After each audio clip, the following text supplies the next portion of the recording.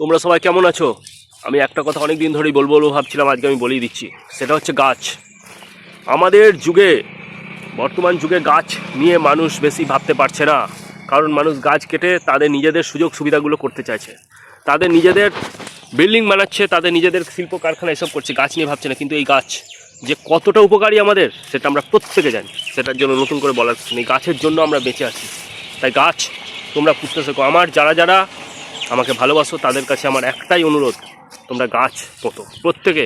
আমার আজকে যে কজন সাবস্ক্রাইবার তাদের প্রত্যেকের কাছে আমি বলবো, তোমরা প্রত্যেকে একটা একটা করে গাছ পোঁতো। আজকে আমার 860টা সাবস্ক্রাইবার আছে, তাহলে 860খানা গাছ হবে। আর এই গাছগুলো তোমরা একদম নিজের মতো করে ওটাকে রক্ষা করো, বাঁচাও। আর কোনো জায়গায় গাছ কাটা দেখা হলেই তোমরা প্রশাসনকে জানাও, তোমরা প্রশাসনের জানাও।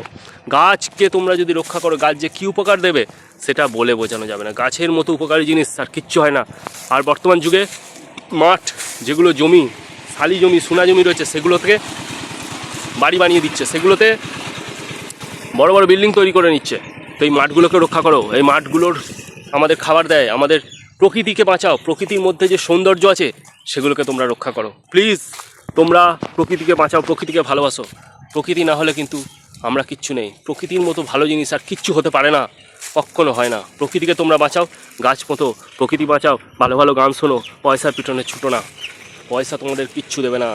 পয়সা অনেক কিছু দিলেও তোমরা প্রকৃতিকে বাঁচো, আগামী প্রজন্মকে কথা ভাবো, শুধু নিজের বর্তমান সুযোগ সুবিধার কথা ভেবো না। ঠিক আছে?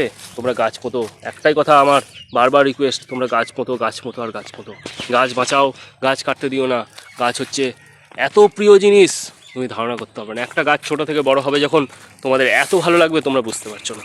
তোমরা দয়া করে গাছ বাঁচাও, গাছ পোঁতো, গাছ বাঁচাও, গাছ পোঁতো, গাছ বাঁচাও। গাছ গাছ আর গাছ, গাছের দিকে ধ্যান দাও, প্রকৃতিকে বাঁচাও।